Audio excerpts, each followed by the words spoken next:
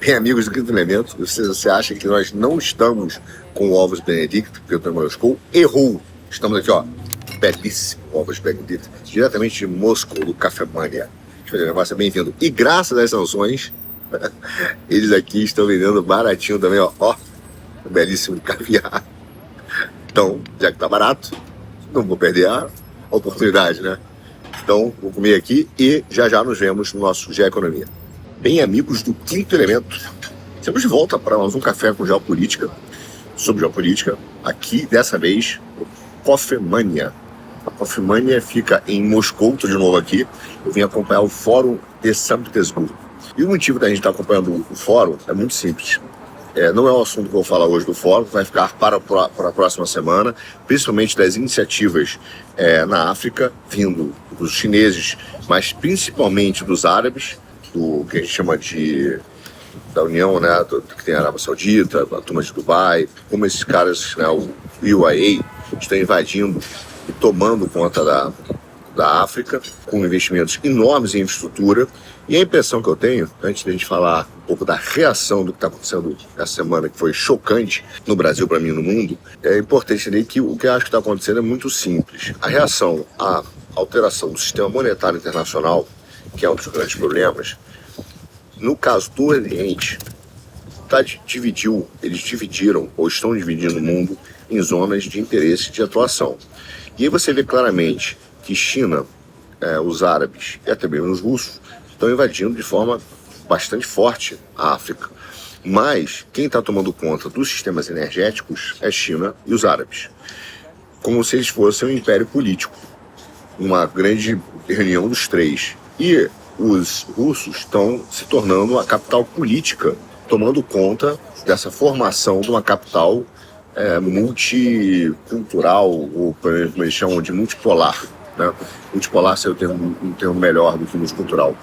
Então, é o que está aparecendo. Eu estou vendo o programa do fórum, estou vendo as pessoas que estão indo, conversando com empresários. Inclusive o Brasil, o presidente do CAD está nessa palestra, vai estar na palestra do Fórum Econômico agora, principalmente para dos BRICS. Quer dizer, existe uma aliança e o Brasil, eu acho que não está bem posicionado nela, nem em relação aos Estados Unidos, nem em relação à Europa, nem em relação ao que está acontecendo aqui na Eurásia, digamos assim. Então, mas essa é a configuração inicial. Agora, veja só que interessante. O fato discutível é que até o Macron eu tive que ler. Veja, aliás, vou falar uma coisa para vocês. Isso que me brigam a fazer, de tomar um café para falar sobre geopolítica, é uma das paradas mais caras de pau do mundo. Porque o lugar está super tranquilo, às vezes tem música, é mais fácil, mas ligar uma câmera no café, meu camarada, não é fácil. Pelo menos porque eu não sou da geração Z, então é difícil. Mas o Macron, eu tive que ler essa porcaria, junto com o chanceler alemão, Olaf Scholz. Ele escreveu um artigo, que é um dos artigos mais simples que eu já vi na minha vida. E olha que eu já li muito artigo simples. Mas ele escreveu.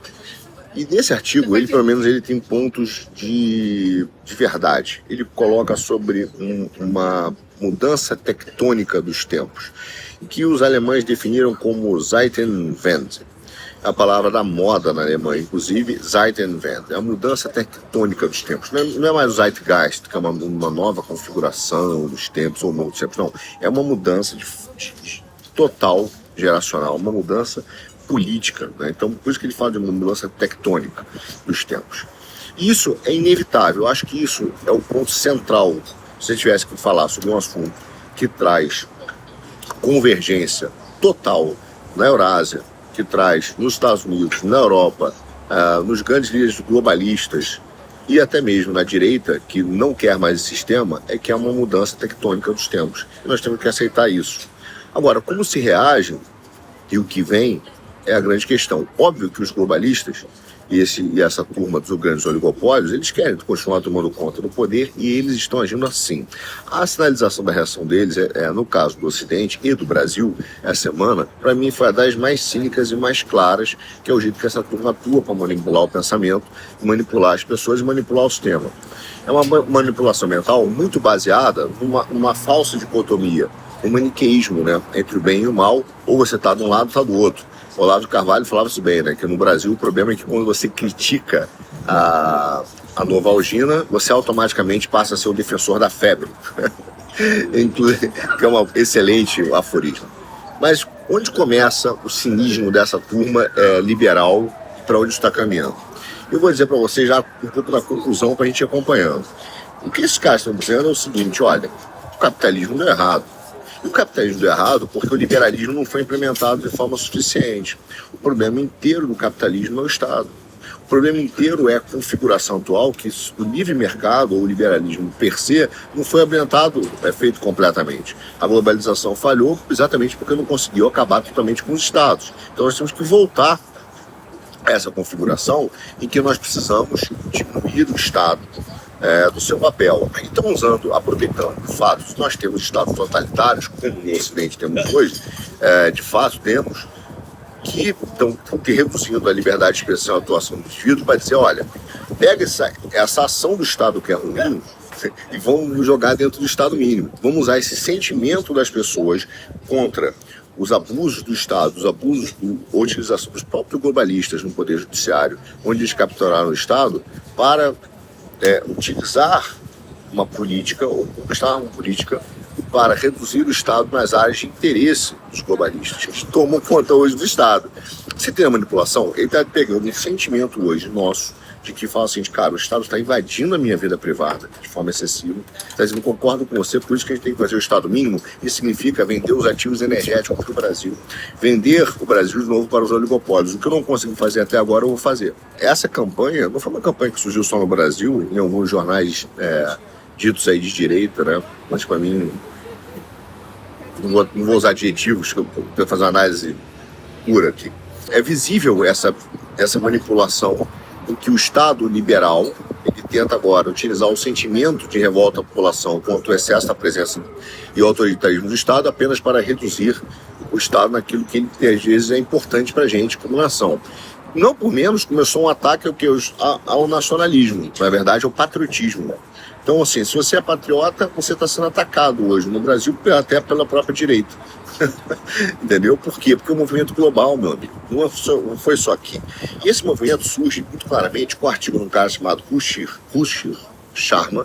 Ruchir Sharma trabalha na Fundação Rockefeller, no Rockefeller International, não na Fundação Rockefeller, na área de gestão de investimentos. Tem livros interessantes sobre o fim do capitalismo e os problemas do capitalismo. Mas ele escreveu um artigo no Financial Times dizendo o seguinte: o capitalismo deu errado. O que deu errado com o capitalismo? E ele realmente começa dizendo que houve um erro do sistema capitalista, que está tudo bem, e esse erro do sistema capitalista é que ele nunca foi implementado exatamente da forma como deveria. Isso gerou uma frustração nos americanos. E o perigo de você não implementar do jeito que se deveria é que você está tendo um crescimento do socialismo. Olha, esse é o problema do maniqueísmo. Ele começa a dizer o seguinte, ó, galera, o comunismo está vindo. Então, todo mundo, só existe dois lados. Ou você é comunista, ou você está do nosso lado. Entende?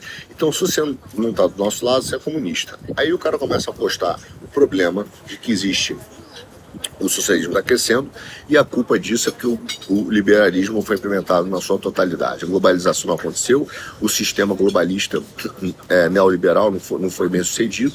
Então, cuidado que o comunismo vem aí. É o sentimento da ideia de tentar eleger os globalistas pelo sentimento anti-globalismo à esquerda para cair no globalismo à direita. Tá? E ele começa nisso mesmo, inclusive ele fala, olha, a pesquisa agora recente é que os americanos hoje, 58% dos americanos dizem que o capitalismo falhou até os 30 anos e os 5 anos seguintes serão piores para os filhos deles.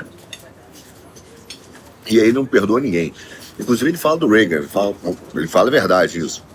Ele fala o seguinte, o Reagan disse que ia fazer uma redução do Estado, mas também não fez, o que é verdade.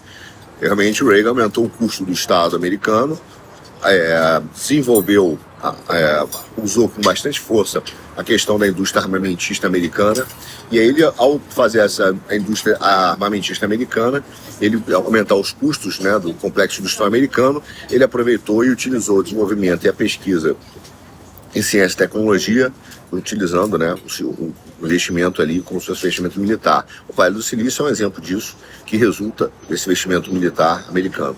Mas, enfim, ele reduziu os impostos, é verdade também, mas ele aumentou os gastos do governo. E acabou também aumentando o gasto de ajuda social. Então ele entende que sim, o Reagan fez? Ele percebeu a utilização do sistema monetário internacional e a possibilidade e a obrigatoriedade dos países pagarem os déficits americanos, reduziu a dívida, mas aumentou o custo, reduziu os impostos, mas aumentou a dívida externa americana, né, em treasuries, para poder então ter o seu financiamento e continuar a sua expansão militar. Isso que o Reagan realmente, isso é indiscutível, tá? O que ele fez. E aí a grande crítica do Schuman, Schuman, que é esse cara, Sharma, é que o sistema, então, passou a ser um sistema financiarizado, que no final das contas é o que a turma dos oligopólios querem fazer. Eles não querem trocar a ordem do sistema financeiro, eles querem trocar a ordem do sistema monetário. Atenção, eles não querem sair do comando, eles querem simplesmente alterar o sistema monetário. Então ele veio falar assim, o problema disso foi a financiarização do sistema. Por quê? Porque agora já deu, isso foi uma fase. Então eles querem acabar com isso para moedas de crédito carbono, trocar o sistema baseado em preço para o sistema baseado em energia. Então ele fala que o problema do capitalismo em si, o problema do Reagan, o problema criado pelos Estados Unidos, foi um problema de uma aliança, e aí é verdade também, entre o Treasury americano e o Federal Reserve. Que essas duas instituições financiarizaram a economia utilizando o déficit, emissões de moedas, e isso gerou bolhas, porque não houve investimento na indústria.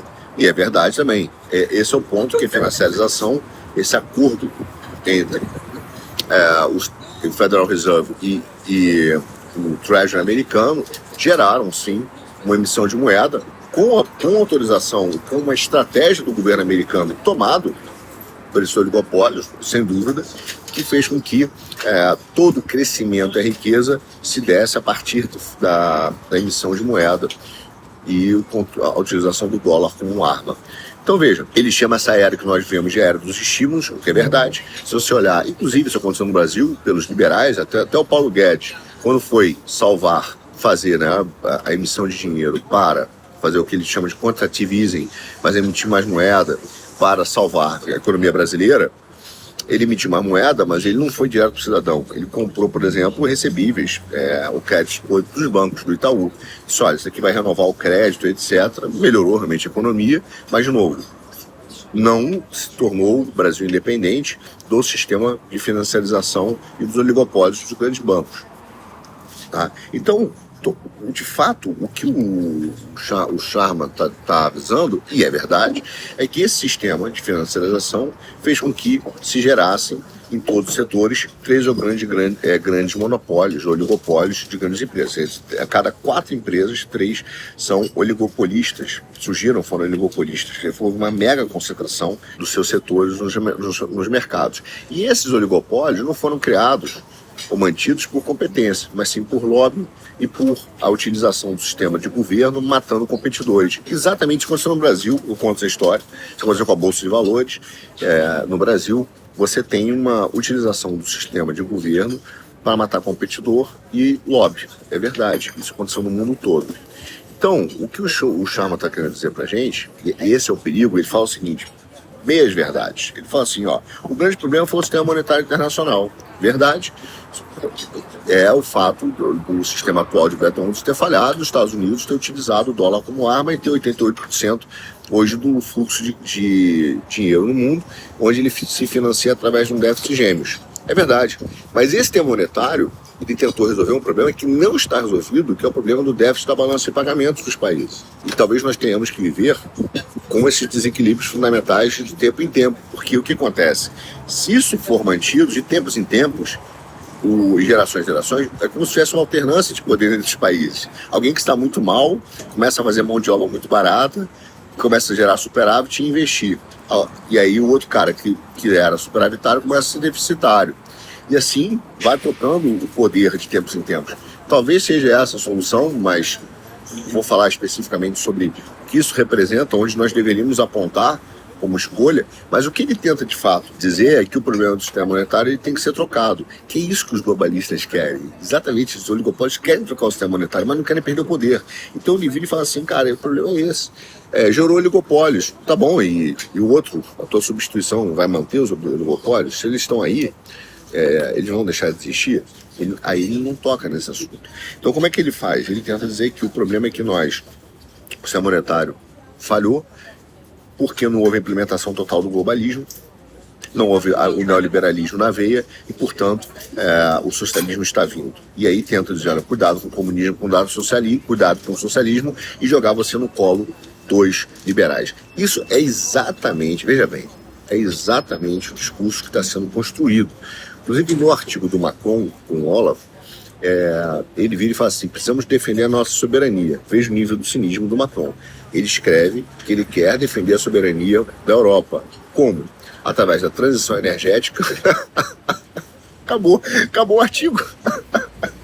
Eu só aí devia acabar o artigo. Mas através da transição energética e da revolução digital. Acho que ele usa esse termo revolução digital. Deixa eu anotei aqui. Eu não me lembro se ele falou de revolução digital. É transição digital.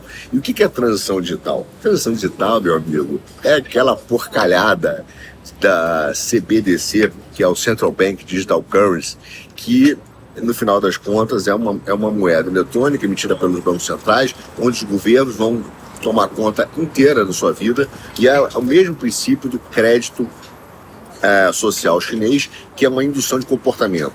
Ou seja, ele vai premiar quem se comportar direito e vai...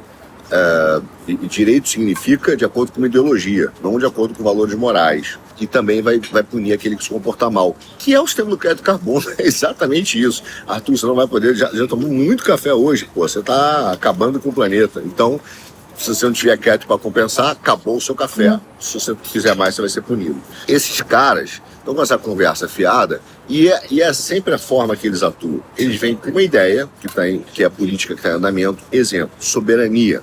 O Macron percebeu isso, que esse é um assunto que está tocando a Europa. É um assunto que está tocando a direita, está tocando o povo. Eles querem manter a sua soberania, tomar suas decisões. E aí ele manda a soberania com propaganda, e a solução tem nada a ver com a soberania. A solução tem a ver exatamente com a transição energética e a perda da sua soberania e aumento de controle. Isso aconteceu, menino, é o que o Sharman está fazendo. Ele está dizendo para a gente o seguinte, atenção, galera, agora o capitalismo tem um problema, precisamos trocar o sistema monetário internacional, mas para manter os oligopólios no poder. Não dá, né? E vou te falar que é o mesmo discurso que está surgindo no Brasil, vocês me desculpem. Eu vi outro dia o Novo aí falando com a Maria Helena, acho que Maria Helena, sei o nome dela, que é candidata a prefeito de São Paulo, com uma repercussão à direita, e o pessoal comemorando os libertários, né? Dizendo, opa, ela é libertária, pô, há um ar novo na direita. Esse ar é o ar que está aí há pelo menos 200 anos. Então, que ar? Que ar? Veja só, na hora que a gente chegar e começar a dizer assim, precisamos defender novamente, que é o artigo do Sharman, e olha que coincidência, né? Esse assunto vem junto do Sharman, na mesma semana isso estoura no Brasil, né? Como se fosse uma solução. Na hora que o liberalismo, que é uma tentativa que estamos fazendo no Brasil, de criar um novo Fernando Henrique Cardoso, de voltar um novo PSDB mais fantasiado e tal, esse cara chegar com o Estado mínimo, o que vai acontecer é que ele vai começar a fazer privatizações, venda de ativos estratégicos no Brasil. Eu não sou a favor das estatais per se, mas existem ativos estratégicos que são importantes manter. Vai vir com essa ideia de ter que vender, vão vender os ativos energéticos. Não acho que vai melhorar a sua liberdade. Até porque me pergunta o seguinte, é mesmo, como é que ele vai fazer se você reduzir o Estado e vender todos os ativos do Estado, ser libertário, como os anarco-libertários gostam de ser? A minha pergunta é, como é que você vai competir com os oligopólios se você não tem musculatura suficiente? Como é que o pequeno pode desafiar o novo? Entende?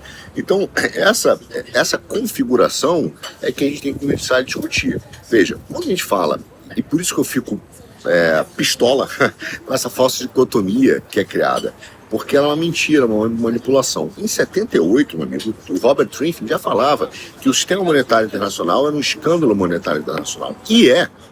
Só que você não pode apontar isso no Brasil, que isso é um escândalo, porque senão dizem que você é chinês. entende? Mas no final, o que está acontecendo por trás é uma defesa desse sistema, é uma defesa da manutenção dos oligopólios, que é a turma do pagando bem que mal tem, né? E essa história, muito da nossa elite brasileira, é uma elite que aceita receber dinheirinho para agir contra o Brasil desde que ela seja bem paga, né? E essa história está voltando. Tá voltando no Brasil, estão voltando com força. Precisamos de um isentão, um liberal de direita, né? Então, já que eu não posso ter um liberal per se, vou ter um liberal de direita. Vai defender algumas pautas aqui de comportamento, mas vai vender o Brasil para o sistema monetário internacional, e no final das contas daqui a pouco vai vir com restrições enormes impondo uma pauta woke. Então não adianta nada você ser liberal de direita, meu caro, se daqui a pouco você vai vender todos os ativos resto do Brasil, eles vão tocar o sistema monetário internacional na marra e você vai ter que, a partir daí para empreender, seguir a pauta woke. Grande solução dessa turma, né? Você tem que ter musculatura. Então, o Brasil hoje entende, eu digo para vocês, com vários motivos que a gente vai falar aqui daqui a pouco, é que o Brasil tem sim, pode ser uma potência nesse novo cenário, o Brasil. Tá? E, obviamente, ele tem que entender a geoeconomia, como se posicionar. E é sobre isso que eu quero falar um pouco. Veja bem, o que nós estamos vivendo agora é a tentativa do velho carrossel político. Ora, que eu falei no último programa, ora se reduz o Estado, ora se reduz o poder das empresas. Como?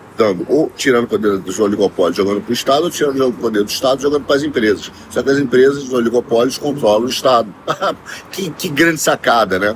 E agora a gente está voltando ao carrossel político com o apoio de uma vagabundagem da direita, de alguns que se dizem direita no Brasil. Enfim, qual é a diferença disso? É que existe uma diferença entre livre mercado e livre concorrência.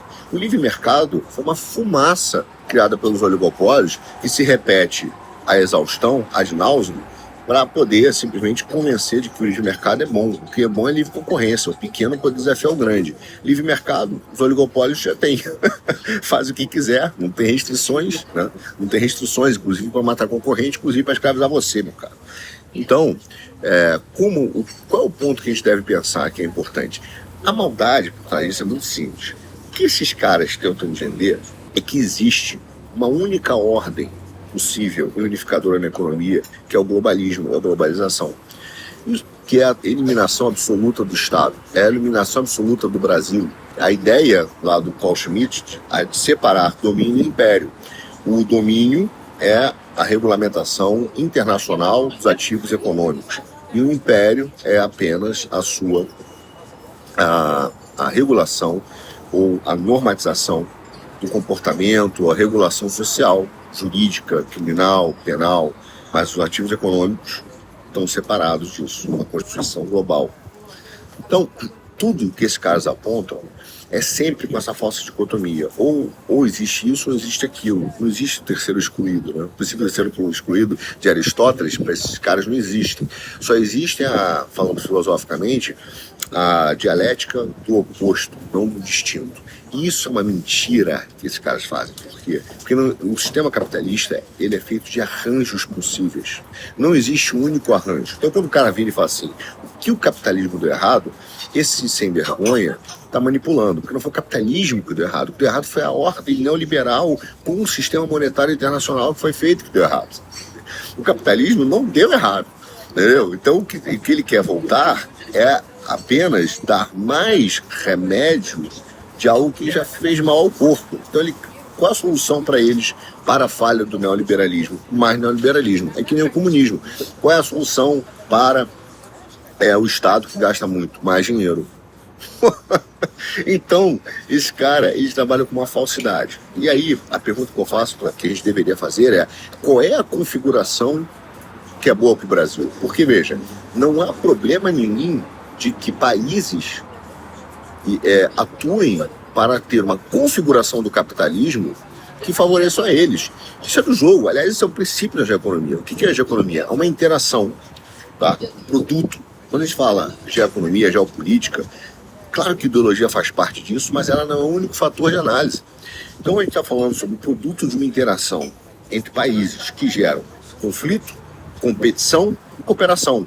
Tudo ao mesmo tempo. Você pode cooperar com o país, competir com ele, em alguns setores ter conflitos. Eu posso ter um conflito ideológico com a China, eu posso cooperar com ela em assuntos de interesse do Brasil e posso competir com ela. Então, quando o cara bota esse pensamento único, ele simplesmente, ou você está lá ou você está aqui, você retira o produto de competição, o produto de cooperação e o produto de conflito. Você necessariamente só coloca uma alternativa à submissão, porque ou eu aceito o império de um lado ou eu aceito o império do outro. Eu não tenho a possibilidade de simplesmente usar o cenário político-econômico para desenvolver a minha visão. Então o Brasil devia estar preocupado hoje, nossos líderes políticos, qual a configuração do sistema capitalista que favorece o povo brasileiro, qual a configuração do sistema capitalista que favorece, não essa falsa dicotomia. E eu pergunto, quem é que está de fato preocupado com o Brasil? Né? Quem é que está de fato preocupado em configurar uma configuração que melhor favorece o meu dia a dia, o dia a dia do povo brasileiro? Quem, meu amigo? Então, você tem uma falsa dicotomia. Tem uma preocupação hoje, uma parcela que quer acabar com o Estado e outra parcela que quer um Estado totalitário.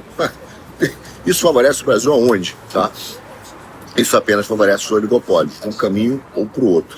Então, os dois são perversos. Tá? E o que a gente deveria voltar, o modelo que a gente deveria fazer, é da livre concorrência, que é a famosa criatividade destrutiva, é a possibilidade do pequeno desafiar o grande, é você ter liberdade para empreender, escolher a sua profissão. Se quiser ser funcionário público, ótimo. Se quiser ser um padeiro e empreender, ótimo. Se quiser abrir uma rede de padarias, você consiga ser. Então, o que tem por trás, tanto desse liberalismo, e eu dando nome às coisas aqui do novo, tá, Dallagnol, etc., não tem nada de defesa de conservadorismo. Isso é uma farsa. O cara quer fazer um tribunal penal internacional, quer usar a corrupção para acabar com as empresas brasileiras, vai destruir as empresas brasileiras para seguir normas da transparência internacional ligadas ao Jorge Soros, para vender as empresas brasileiras e gerir, dizer que a ONU e a Europa, cara, são os caras que são os mais éticos do mundo. Como se todas as figuras de trust, foundations, empresas tivessem feitas no Maranhão e não na Suíça, e não montada pelos europeus, como se o Panama Papers fosse um escândalo apenas de brasileiros, né? Como tivessem americanos, e toda a estrutura jurídica que dá proteção a isso tenha sido feita a partir dos grandes acordos europeus que continuam aí. Os trusts continuam, entendeu? Como se os trusts da Nova Zelândia não fossem corrupção, não é verdade? Então, assim, só no Brasil. Então, esses caras usam desses sistemas e dessa propaganda para fazer a gente vender os nossos ativos e dizer que eles são melhores gestores do que nós. Agora, o mundo caminha assim para esse... Tanto ao globalismo à esquerda e à direita, ele caminha para uma tentativa de moldar o comportamento. Mas eu volto a dizer, não é uma briga entre países, é uma briga dentro dos países, entre a soberania individual, ou o que eu chamo de livre concorrência, e a tentativa do livre mercado e dos famosos oligopólios e dos estados totalitários. E aí você tem o Trump, que eu não tenho como não falar dessa semana, mas veja, o Trump, não vou nem falar da condenação dele, que sim, foi um circo, né? Só faltou o anão e a mulher barbada. Mas tirando esse circo, que eu não estou entrando no mérito jurídico da questão, estou falando de questão política, né? Se ele não tivesse candidato a presidente fortíssimo, nada disso teria acontecido. Então, não é uma mentira esse papo furado de que não existe ninguém acima da lei. Existe uma lei, né? Não existe um Estado democrático de direito. Existe um Estado democrático do direito, onde o direito é utilizado para fins políticos constantemente. Isso não é só no Brasil, isso é no mundo. Então, mas o Trump, ele fez uma afirmação muito forte essa semana, e o Congresso americano está tentando passar uma lei que impede e proíbe essas CBDCs, que são as Central Bank Depository Currency, que são as moedas eletrônicas de Banco Central. Curiosamente, uma parcela grande da direita não fala disso no Brasil, né? Não reclama. Agora, é exatamente através desse instrumento, por exemplo, que foi feito o sistema de crédito da China, o sistema de comportamento de punição e recompensa de acordo com a ideologia, que é a mesma coisa do crédito de carbono. E o Trump disse que se for eleito, ele não vai passar, não vai admitir isso. Golaço! E golaço dos deputados republicanos que estão se opondo a esse sistema porque entendem ser totalitários. E de verdade são. verdade são. Então, a gente tem que entender que o que está rolando de fato hoje é uma absolutamente guerra pelos sistemas energéticos. Eu volto a dizer, martelar isso, porque essa geração, quando o Macron fala do Zeitenwende, o Olaf, é exatamente isso. Eles querem trocar o sistema monetário, é uma mudança de placas tectônicas. E os motivos deles não são apenas porque o petróleo existe em tudo no mundo. Tudo existe petróleo. Tá? Minha belíssima camisa do Brasil. Não. É porque o que tem por trás disso é uma guerra de poder computacional. E isso está cada vez mais claro. Por exemplo, agora, 25 estados dos Estados Unidos entraram com uma petição contra o EPI lá, que é o Environment Protection Agency, não querendo postergar a transição das usinas, né, de carvão, que produzem energia a carvão, para o gás. E dizendo que as regras são excessivamente pesadas e isso poderia criar um problema enorme para os Estados Unidos, porque poder computacional da inteligência artificial irá exigir muito mais energia, que é verdade, dos sistemas da rede hoje que é capaz de produzir. Estima-se que 9% da energia americana será usada para data centers. 9%. Inclusive nos Estados Unidos. E que, por exemplo, uma empresa de IA, né, por exemplo, de busca, etc., vai consumir 10 vezes mais energia do que, por exemplo, o Google hoje precisa para manter a sua operação funcionando, de algoritmo, etc. Ou seja, é uma alta demanda por energia. Quem tem, por exemplo, Bitcoin, sabe que para fazer aquela garimpagem no Bitcoin, o cara precisa de muita energia. Por isso que o Paraguai é muito utilizado para estabelecer, né, para colocar as máquinas data centers para os bitcoins e para as moedas em geral, porque você precisa de muita energia para consumir. É um número absurdo. Então, quanto mais barato for a energia, melhor. E esse será um problema enorme computacional, porque você precisa de bastante energia para a inteligência artificial e para o armazenamento de dados. A competição, a ideia, a briga hoje que tem pelas empresas de chip, por exemplo, em que se tenta, que existe a guerra dos chips, em que não é só uma questão puramente física, no sentido de que tudo hoje depende do poder computacional do chip, da Apple, que está sendo feita lá pela TMSC em Taiwan, e estão abrindo a empresa, está migrando parte da operação para os Estados Unidos com uma questão de segurança nacional. Não é só pela questão física do chip em si, mas é pela capacidade de armazenamento de dados. Eu posso ter o melhor algoritmo do mundo, mas se o meu algoritmo do mundo, o melhor algoritmo do mundo, não tiver os dados suficientes para ele poder analisar, ele vale menos do que um algoritmo pior que tem um universo maior de dados. Quanto maior o universo de dados, mais importante será o resultado do algoritmo. Então a guerra é por dados, armazenamento de dados. É por isso que os caras querem botar a CBDC, porque eles precisam armazenar dados. Quanto mais dados tiverem das transações, mais preciso será o controle, mais precisa será a informação. Por isso que nós vemos a sociedade do controle. E essa é a grande guerra dos globalistas hoje, e países que precisam de energia. E a troca do sistema energético será importantíssima, porque a partir do momento que ele tem mais dados, melhor será a precisão em relação ao crédito de carbono e a moeda ou quanto se gasta energia para se fazer cada material desse. E aí maior será o controle também do consumo, porque ele vai dizer mais precisamente quanto bastante de energia. Então nós estamos caminhando para uma economia absolutamente tecnocrata e totalitária. Veja, o assunto essa semana, tem vários, semana que vem eu vou falar um pouco sobre África, que é absolutamente importante, até para vocês terem ideia que os árabes estão investindo 3 vezes mais do que a China em infraestrutura, por exemplo, na África.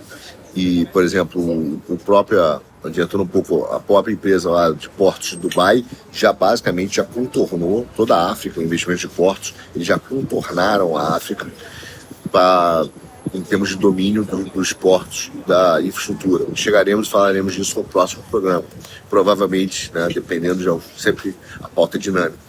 Mas o que chama a atenção hoje é esse movimento liberal que tenta se criar um antagonismo falso, mentiroso ao regime socialista, onde na verdade é assim, um grande teatro das tesouras que é governado pelos oligopólios. E principalmente no momento em que a chave do mundo é o domínio das questões energéticas, dos ativos energéticos. E aí, imediatamente, quando todo mundo começa a voltar a um patriotismo que se torna necessário, esse é o maior medo, sempre foi o maior medo dos neoliberais. Se você pegar os artigos do Hope, se você pegar o que foi discutido em 38, INC, você pegar todas as grandes conferências, o medo deles sempre foi a questão do nacionalismo, não do nacionalismo, do patriotismo, dos estados. Então eles sempre acharam que os estados atrapalhavam a dinâmica econômica e que, porque cada um tem uma visão diferente, esses caras, basicamente, os estados deveriam perder essas suas fronteiras econômicas. Essa foi a tese, inclusive, do Zebrinsky, também em 73. Ele escreve isso no livro. Ele fala, olha, o grande problema nosso que gerou o déficit e o superávit de balanço de pagamentos é que nós temos estados que tomam decisões econômicas, prioridades econômicas, de forma não simétrica. E aí os resultados são diferentes, isso gera o superávit e o déficit de balanço de pagamentos. Veja, o que eles estão propondo como modelo é um Estado mínimo, na verdade é um fim dos Estados.